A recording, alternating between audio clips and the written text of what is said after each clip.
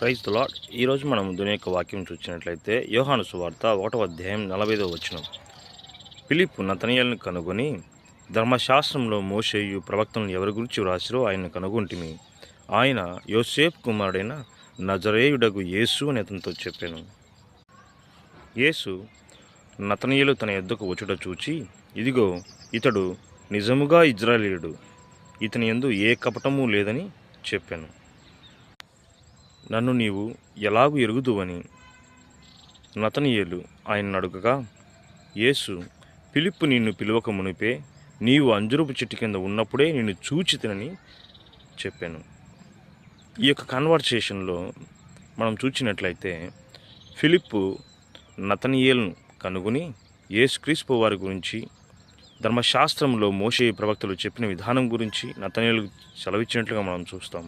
అదేవిధంగా నతనయేలు ఎప్పుడెప్పుడు యేసుక్రీస్తు ప్రభువును చూడాలనే ఆసక్తితో ఆయన దగ్గరికి వచ్చినట్లుగా మనం చూస్తాం. నతనయేలు గురించి సర్వం ఎరిగిన దేవుడు, సర్వం ఎరిగినోటి మన యేసుక్రీస్తు ప్రభువారు ఆయన గురించి చెప్పినప్పుడు ఆయన స్తుతించకుండా ఉండలేకపోయాడు. అదే రీతిగా ధర్మశాస్త్రం చక్కగా ధ్యానించుట యందు ప్రవీణత కలిగిన నతనయేలును గురించి స్వయాన యేసుక్రీస్తు ప్రభువారు సాక్ష్యం ఇచ్చినట్లుగా మనం ఈ యొక్క వాక్యంలో మనం చూస్తాం. ఇతని యందు ఏ కపటము లేదని.